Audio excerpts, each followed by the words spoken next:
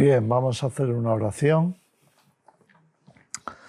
Padre, te damos las gracias por darnos la oportunidad de estar reunidos esta tarde una vez más, delante de ti, delante de tu palabra. Ayúdanos, Señor, a comprender estas cosas, a guardarlas en nuestro corazón. Y te pedimos, Señor, que tú nos sigas guiando para que cumplamos tu perfecta voluntad. En el nombre de Jesús. Amén. Amén. Vamos a tocar hoy un tema que considero que es importante en el sentido de tener algunos fundamentos, bases de la vida cristiana bien claras. Porque hoy estamos en un momento en el que hay confusión por doctrinas, por ideas, cosas que se meten dentro de la Iglesia y que nos hace incluso a veces dudar de cómo deberíamos de vivir el Evangelio, qué deberíamos de creer, qué no deberíamos de creer. Así que tenemos que resolver algunas de estas cuestiones. Y la palabra está para eso, para alumbrarnos en la incertidumbre, para que podamos tener la voluntad de Dios de una forma más clara, de manera que podamos saber hacia dónde caminar, qué es lo que Dios nos pide. Voy a seguir una serie de versículos que creo que nos pueden esclarecer esto. En Gálatas capítulo 6, comenzamos por ahí. Os recuerdo que Gálatas es una carta de las primeras que escribió el apóstol Pablo, precisamente en un momento, algunos dicen que fue la primera de las cartas, que escribió en un momento en el que había también una incertidumbre acerca de por dónde quería Dios que camináramos para vivir el Evangelio de una manera más clara, más pura, más de acuerdo con las enseñanzas de Jesús. Y en ese momento de la cristiandad, como sabemos en la iglesia primitiva, que había nacido en Jerusalén el día de Pentecostés y que se había extendido primeramente entre los judíos para conducir a la nación en la nueva dirección que Dios les trazaba. Es decir, Jesús había venido para anunciar una buena noticia que estaba relacionada con la salvación, con la liberación, con la redención, en fin, con todo lo que sabemos que fue el ministerio de Jesús.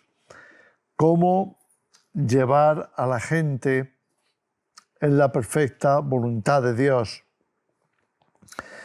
Bien, pues vamos a Gálatas, repito, y en el versículo 2 leemos una frase corta que nos llama la atención acerca de algo que es muy esclarecedor. Dice, sobrellevad los unos las cargas de los otros y cumplid así la ley de Cristo. Esta expresión, la ley de Cristo, es una expresión que nunca había aparecido hasta entonces, en el sentido de que para el pueblo de Israel la ley era la ley, y la ley era un compendio de normas, de leyes, de ordenanzas, en muy distinto índole, de muy distintas facetas o áreas de la vida. Había una ley que estaba especializada en lo ritual. Entonces había un templo y había que cumplir una serie de requisitos que tenían que ver con los sacrificios, tenían que ver con las ofrendas, con la presentación de todas estas cosas, por qué, cuándo hacerlo, etc. También había una ley que era ceremonial en el sentido de fiestas. Había una serie de fiestas estipuladas, la fiesta de Pentecostés, que fue donde comenzó la primera predicación pública de la Iglesia como tal, pero había otra serie de fiestas a lo largo del año que estaban también vinculadas o dentro de la ley. Había, por supuesto, leyes relativas a los alimentos. ¿Qué alimentos se podían tomar? ¿Qué alimentos estaban prohibidos? Había leyes acerca de los delitos comunes, los homicidios, los robos, en fin, todas esas cosas que tenían que ser consideradas para que hubiera justicia, para que se supiera qué es lo que estaba bien, aprobado, o qué es lo que estaba mal y condenado. Eso era también parte de la ley, pero había muchas otras áreas. Había leyes acerca de la herencia, leyes acerca de cómo tratar a tus vecinos. Había todo, había leyes agrícolas. Cómo se podía cultivar, cómo se debía cultivar, cuándo se debía cultivar, qué cosas se debían de cultivar, en qué momento del año. Todo eso estaba dentro de la ley. Así que cuando hablamos de la ley dada a Moisés, estamos hablando de algo muy amplio que era más o menos una especie de constitución para que el pueblo de Israel supiera por dónde tenía que circular, qué era correcto y qué no era correcto, qué era delictivo o qué era aprobado. Pero nunca se había hablado de la ley de Cristo. Para muchos la ley de Cristo es la ley de Moisés. Y cuando te dicen que hay que cumplir la ley, te están diciendo que Cristo apoyó la ley de Moisés de manera que dijo que se tenía que cumplir. Pero ¿es eso a lo que realmente se refiere la ley de Cristo? ¿Se refiere a cumplir exactamente las leyes de Moisés? Bueno, muchos piensan que ni más ni menos eso es lo que Jesús enseñaba. Sin embargo, cuando miramos las cartas apostólicas, aquellos que fueron los apóstoles, seguidores directos de Jesús, nos encontramos con algunas sorpresas. Sin ir más lejos, en este mismo capítulo 2 de Gálatas, Pablo va a dar algunas revelaciones. Por ejemplo, va a decir que Pedro, y en un momento determinado en Antioquía, lo tiene que corregir públicamente por la actitud que está teniendo, pues dice una frase que podría chocar a cualquiera. Cuando le dice, Pedro, tú, siendo judío, en realidad vives como un gentil.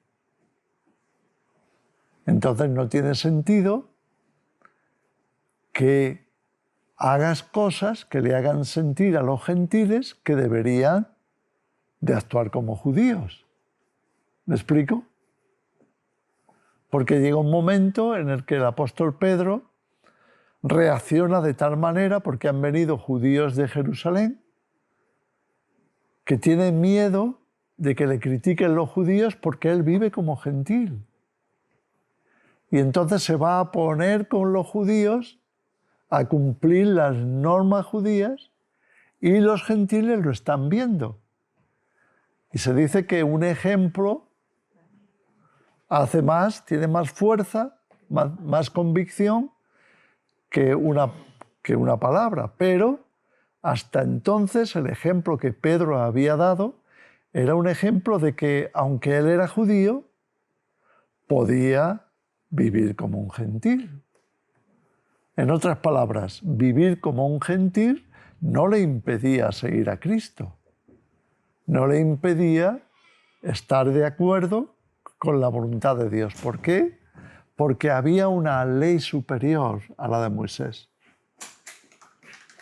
Esto para los judíos es un escándalo. ¿Cómo puede tener una ley mejor o más importante o más santa que la ley de Moisés? Pues sí,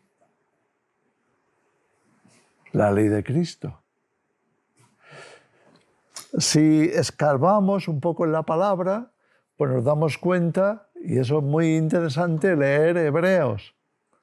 En Hebreos, la primera parte del libro se dedica a explicar a los creyentes judíos, por eso se llama Carta a los Hebreos, explicar de forma didáctica a los creyentes hebreos, que Jesús es superior.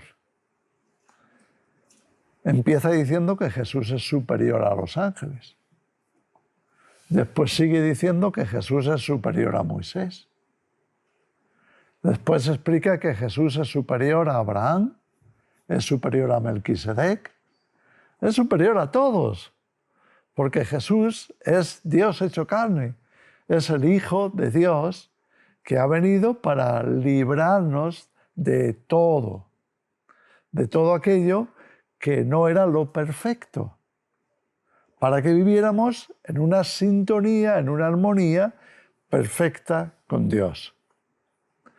Así que la ley de Cristo tiene sustancia, no es simplemente una frase de Pablo, es algo real que los discípulos han aprendido de Jesús, que Dios nos ofrece en Cristo algo superior. Sin embargo, los que no lo entienden, los que no lo han indagado, no lo estudian, no lo comprenden, todavía no saben cómo vivir en la libertad de Cristo. Y entonces lo que hacen por miedo es aferrarse a la ley de Moisés.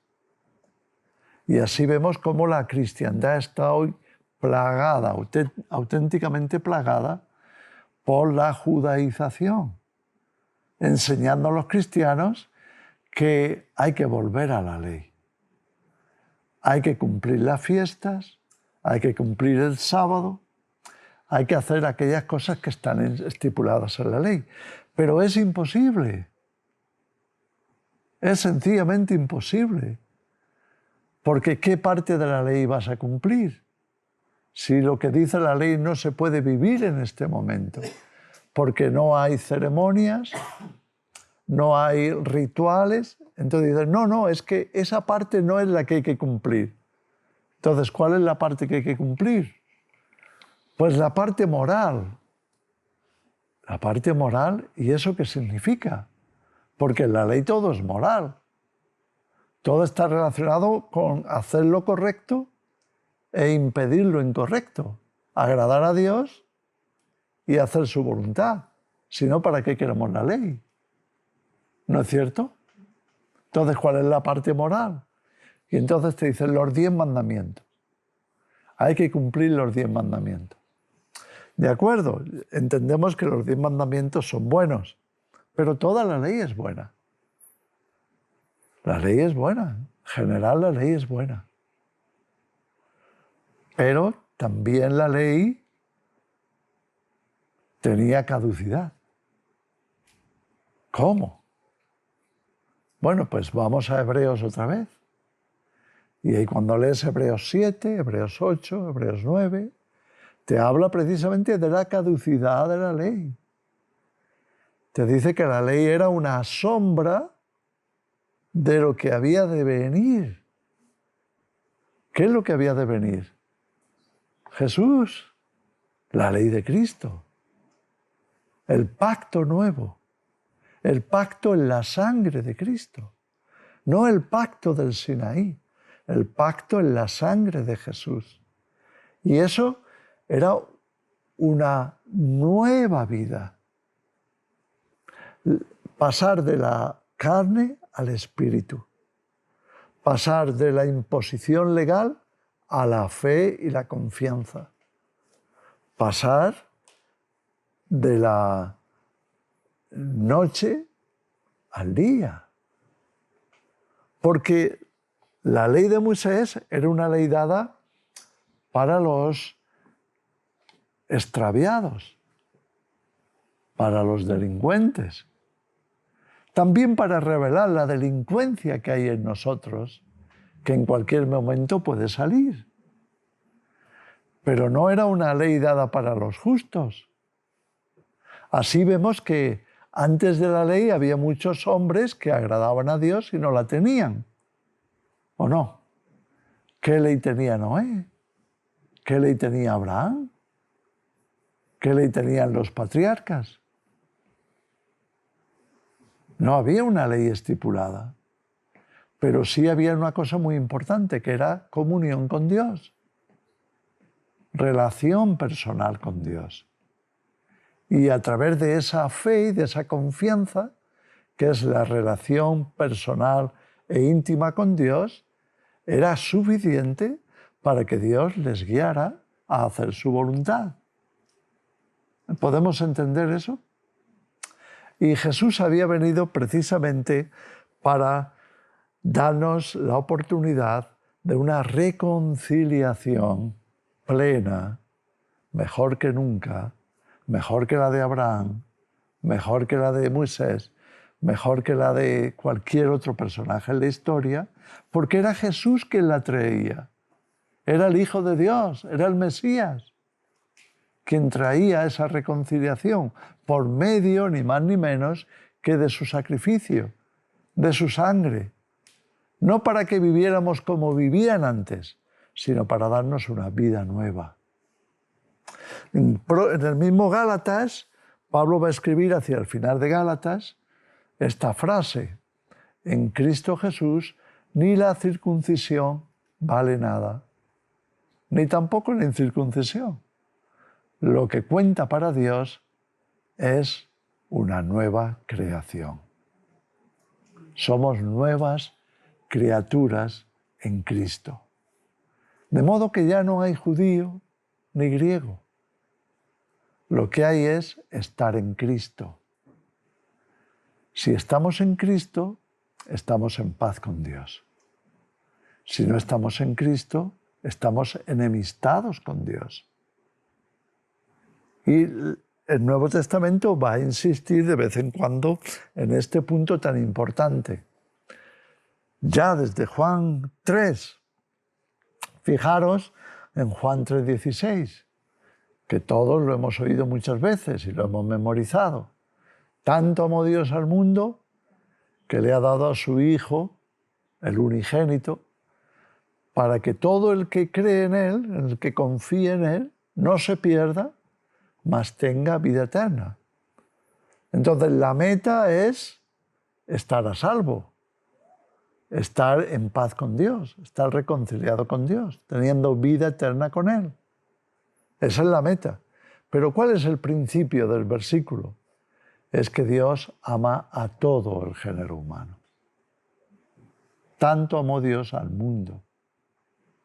De manera que eso rompe con todo. No es tanto amó Dios a Israel, o tanto amó Dios a Estados Unidos, o tanto amó Dios a Perú, o tanto amó Dios a China, o tanto amó... No. Para Dios ya no hay distinción de nacionalidades, de países, ni de nada parecido. Dios ha entregado a su Hijo para todos, sin distinción. Y todos estamos llamados a esa reconciliación. Pero los judíos, que habían vivido durante siglos bajo la ley, eso era muy difícil para ellos. ¿Cómo romper con esas tradiciones? ¿Cómo romper con esas ordenanzas? Y Pablo tiene que insistir una y otra vez. Porque los mayores enemigos en tiempos de Pablo, sus mayores enemigos, eran precisamente los judaizantes. Los que le acusaban de estar hablando contra Moisés. Fueron ellos los que le culparon, los que le intentaron matar cuando fue en aquella visita última a Jerusalén. Eran ellos los que estaban detrás de eliminar a Pablo, porque estaba enseñando la ley de Cristo. Para que entendamos cuál es la cuestión, Pablo tiene que insistir una y otra vez. Por ejemplo, en Efesios capítulo 2. ¿Te acuerdas de Efesios capítulo 2? Nos dice ahí la Escritura, Pablo también, que todos nosotros en otro tiempo estábamos perdidos, sin fe, sin Dios en el mundo, siguiendo lo mismo, la misma corriente, la misma incredulidad, los mismos pecados, hasta el punto que Pablo dice, y éramos hijos de ira, lo mismo que los demás. Fijaros que cuando Pablo habla de los gentiles como perdidos, no está diciendo que los judíos estén en mejores condiciones. Porque cuando escribe Romanos, se va a dedicar al principio del libro, los primeros capítulos, a expresar lo mismo hacia los judíos. Que ninguno cumple la ley. Que tienen la ley pero no la cumplen. Y por tanto también están bajo condenación. Es decir, la conclusión de Pablo en el capítulo 3 de Romanos, ¿qué dice Romanos 3:23? Por cuanto todos pecaron y están destituidos de la gloria de Dios. No solo los gentiles, también los propios judíos. Entonces no hay nadie bueno. No importa si tienes la ley o no tienes la ley, es que la ley no te va a salvar. Pablo concluye en algunos escritos llevando la conversación hacia a un resultado, a una frase, que es: si la justicia viniera por la ley, ¿para qué murió Cristo? ¿Para qué? Si ya tenemos la ley y la salvación va a venir por la ley, ¿por qué tenía que venir Jesús a morir aquí? No tenía sentido. Con la ley ya lo teníamos. Pero no es verdad. La ley tenía caducidad. Y por eso en esos capítulos que he mencionado de Hebreos, nos dice que el viejo pacto ya ha pasado. Ya está. ¿Cuándo ha pasado? En la muerte de Jesús. Hasta la muerte de Jesús estaba vigente. Pero cuando Jesús dio su vida, ahí fue el fin de la ley dada a Moisés. Les guste a los judíos o no les guste. Y Pablo también lo expresa en una frase muy escueta. El fin de la ley es Cristo para todo aquel que cree. Una vez que Él muere, ya no tiene sentido la ley de Moisés. Entonces, ¿por qué ley nos vamos a gobernar? Repito, ¿por qué ley agradó Noé a Dios? ¿Por qué ley agradó a Abraham a Dios? ¿Y los patriarcas? ¿Por qué ley? ¿Por qué ley agradó Melquisedec?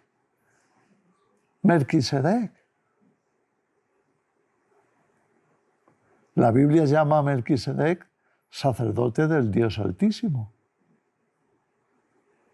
¿Por qué ley? ¿Por qué le iba a dar a Abraham los diezmos a Melquisedec? ¿Dónde está la ley de Melquisedec?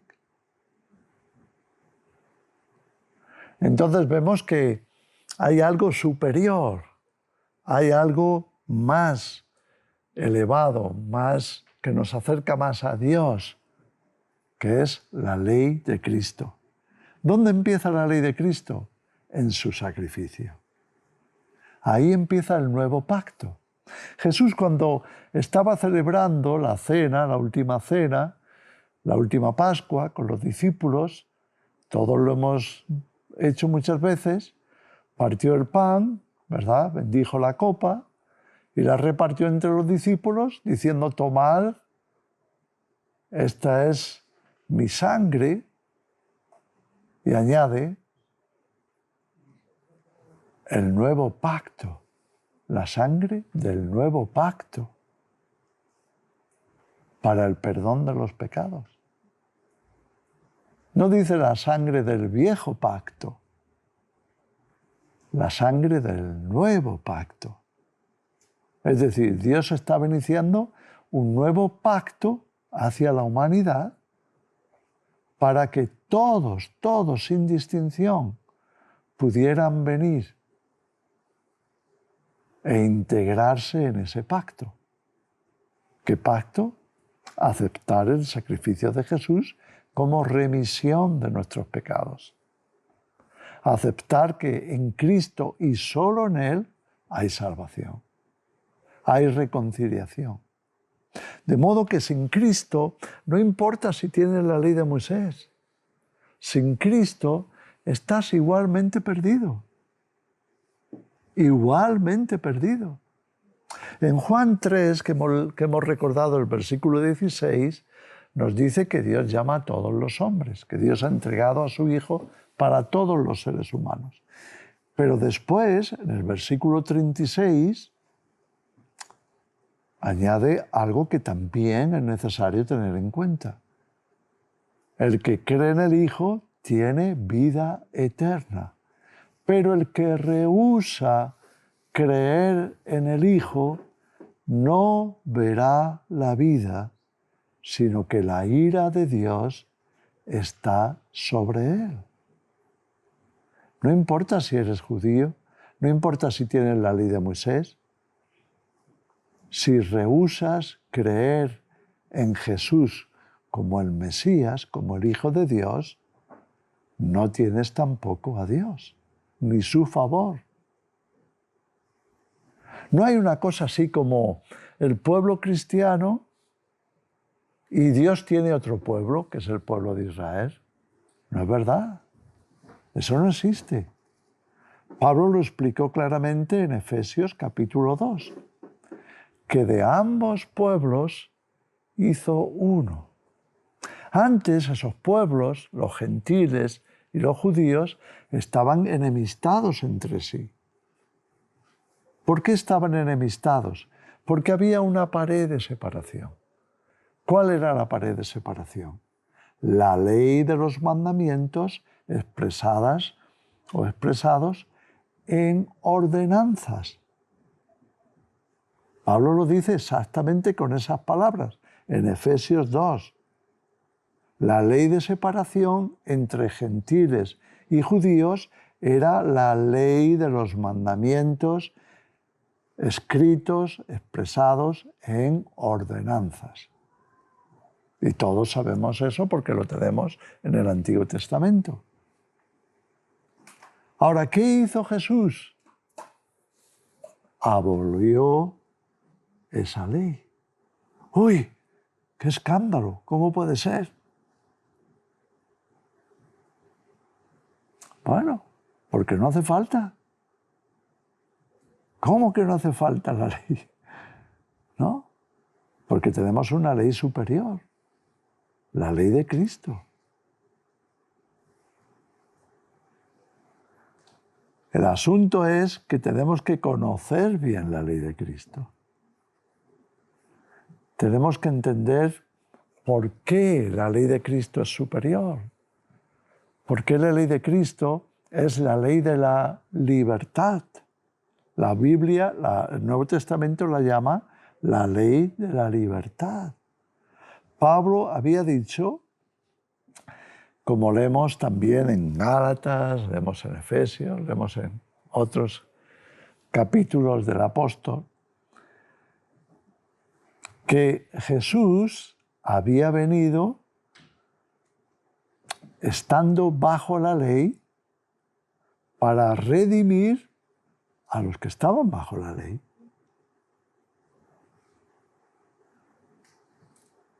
¿Redimirlos de qué? Entre otras cosas, de la ley. ¿Sabes? Jesús ya en su propio testimonio hizo muchas cosas que escandalizaban al pueblo de Israel. Por ejemplo, curar en el día de reposo. Permitir que los discípulos estuvieran arrancando espigas el día de reposo. Todas esas cosas estaban prohibidas por la ley. Y de continuo, los fariseos, que se suponían que eran los guardianes de la ley, pues estaban recriminándole a Jesús que permitiera esas cosas. ¿Cómo podía curar el sábado? ¿Cómo podía ser que permitiera que sus discípulos recogieran espigas en el campo el día de reposo. Y entonces Jesús, de una manera muy suave, intentaba darles a entender que se prepararan para algo superior. Y Jesús les dice, el ser humano no fue creado para el sábado. El sábado fue creado para el ser humano. En otras palabras, y luego él lo asegura, Jesús, el Hijo del Hombre, el Hijo de Dios, el Mesías, que estaba allí, era el Señor del sábado. En otras palabras, Él era el que tenía que decir qué se podía hacer y qué no se podía hacer en el sábado, no la ley de Moisés.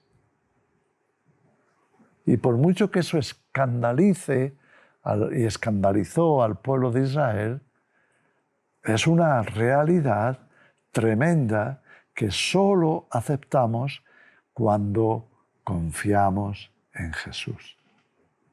Si no confiamos en Jesús, entonces nos seguirá escandalizando. Pero Jesús advertía, bienaventurado el que no halle tropiezo en mí.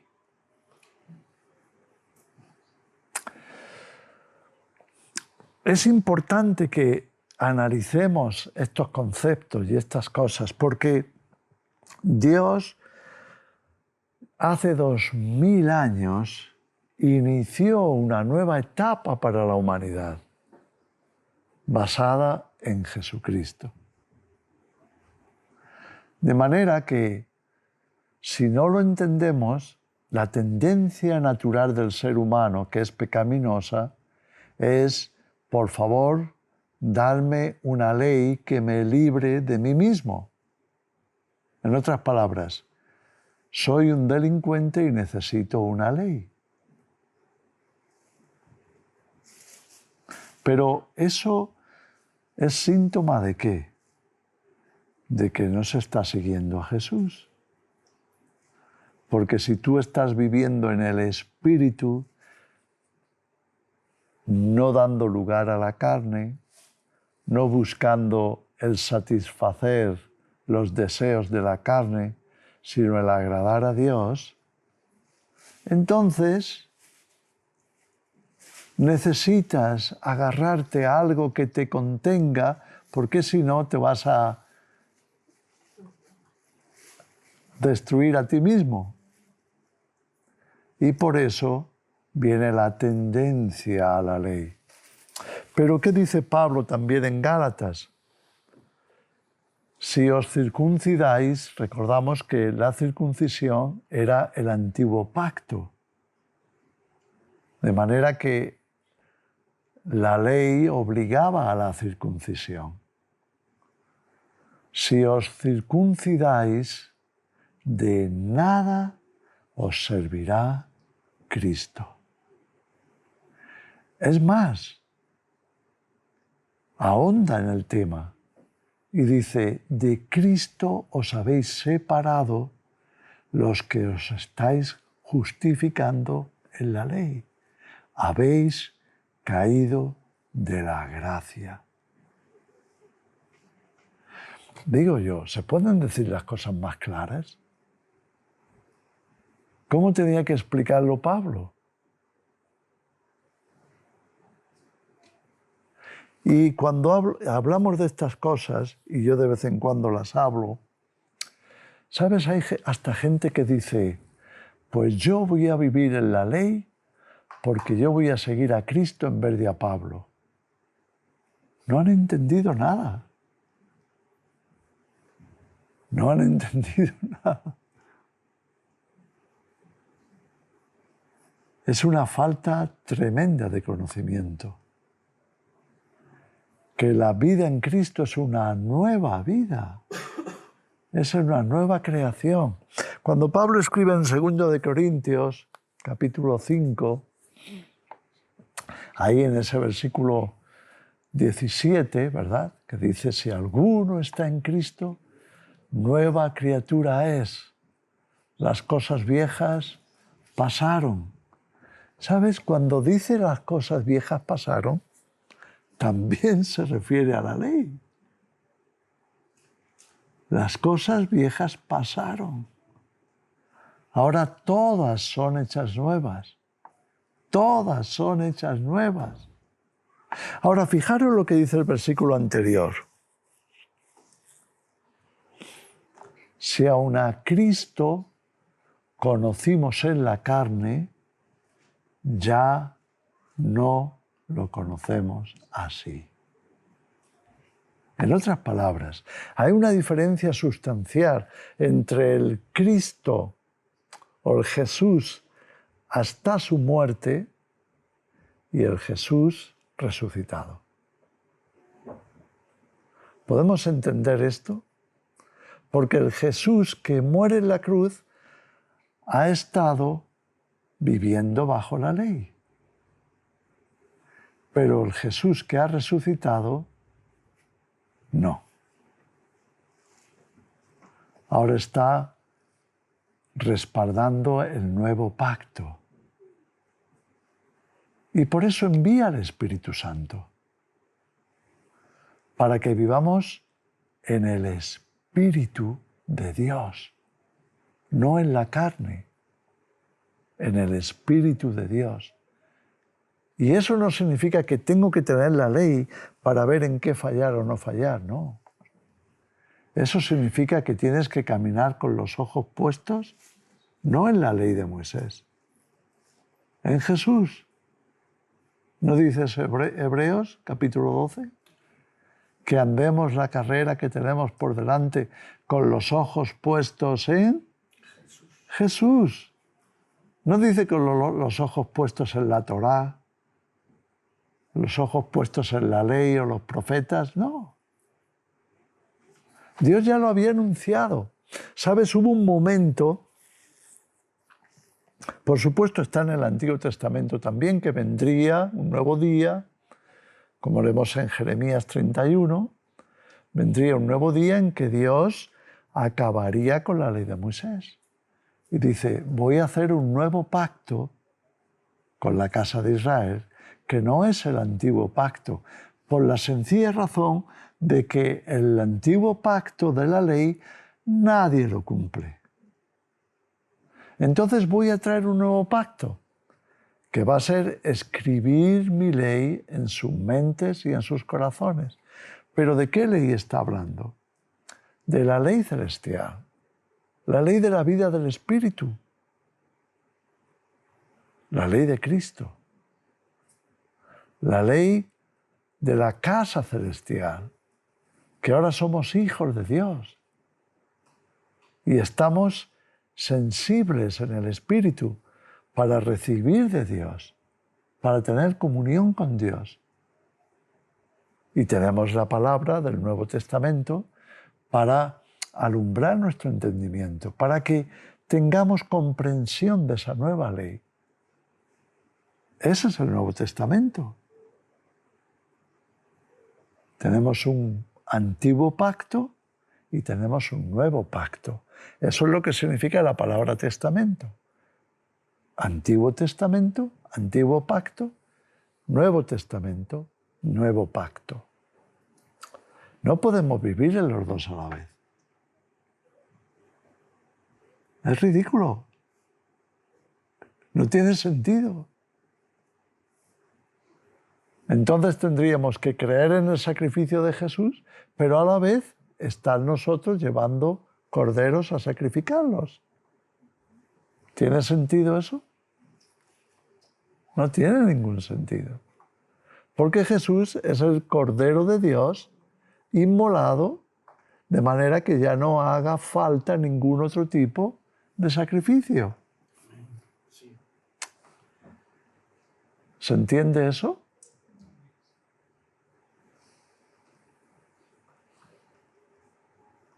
cómo hay que explicar las cosas para que se entiendan. Entonces, a través de Pablo, que es quien recibe todas estas revelaciones y más, y dices, ¿cómo es posible que Pablo, que era un fariseo, que era un fanático de la ley, que incluso persiguió a la iglesia y los arrastró a las prisiones, a la muerte, cómo es posible que Pablo escribiera esas cosas? Precisamente por eso. Porque Dios se reveló a él para enseñarle que ya no era el tiempo de la antigua ley, la Torá de Moisés. Ahora era el tiempo de seguir a Cristo, de seguir al Mesías, de seguir a Jesús. Podríamos seguir toda la tarde y más, porque todavía hay muchísimos más versículos para confirmar estas cosas en muchas de las cartas, pero ya desde el Antiguo Testamento, en Jeremías 31 y todo a lo largo del Nuevo Testamento. Entonces, en otras palabras, tenemos que centrarnos cuál es la ley de Cristo. ¿Cómo podemos dar respuesta de lo que dice aquí Pablo? La ley de Cristo. Fijaros la actitud que Pablo tenía. Vamos a ir a 1 Corintios 9. Tenemos que ir terminando, pero vamos a dejar esto un poco...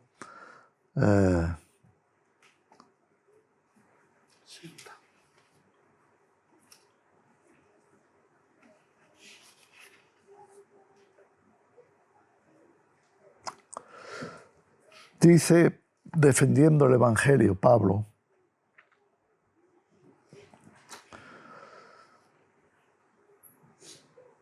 dice a partir del versículo 16, pues si anuncio el Evangelio, no tengo por qué gloriarme, porque me es impuesta necesidad.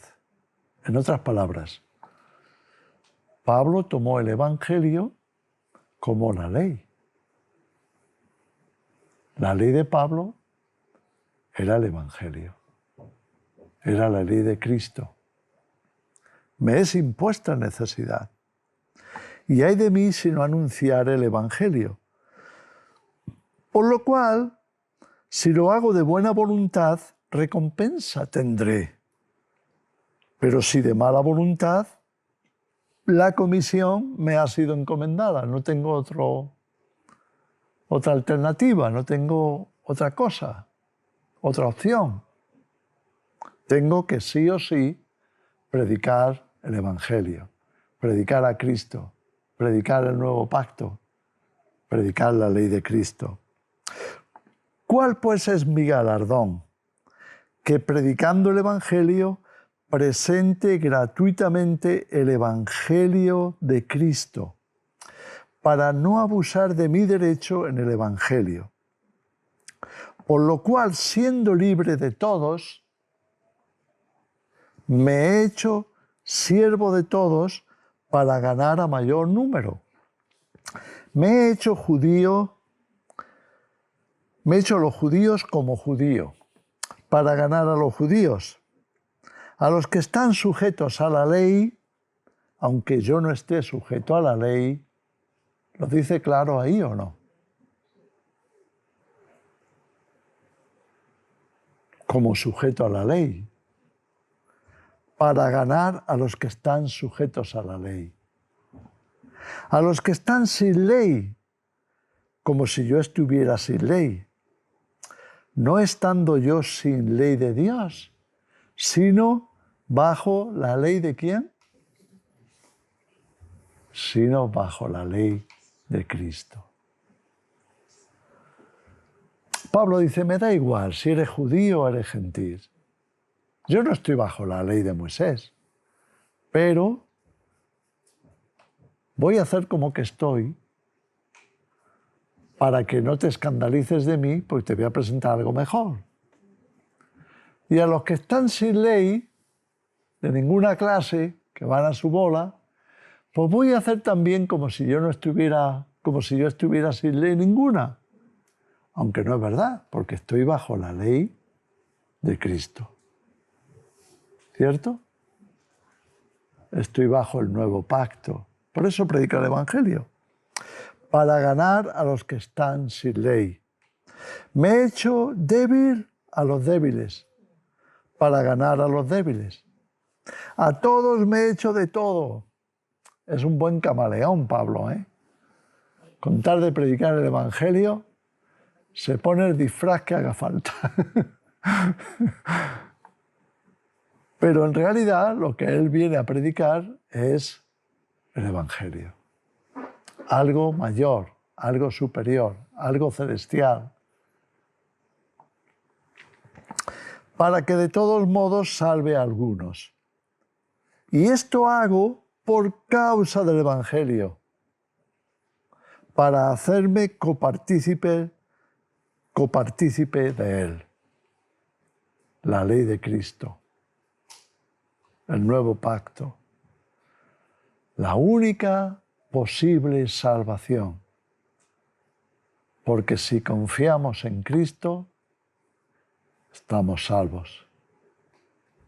Pero si no confiamos en Él, no importa qué trasfondo tengamos, qué cultura, qué religión, qué nacionalidad, estamos totalmente perdidos. Podemos entender un poco más a través de la Escritura qué significa el nuevo pacto, el Evangelio, la ley de Cristo. Amén. ¿Podemos hacer una oración por eso? Señor, te damos las gracias por haberte revelado a nuestras vidas, por haber enviado a tu Hijo para que trajera lo auténtico, lo perfecto, la realidad, lo que tú tenías en mente desde antes de la fundación del mundo. Haber revelado al Mesías, revelar tu perfecta voluntad para el ser humano. Muchas gracias por ese nuevo pacto en la sangre de Jesús.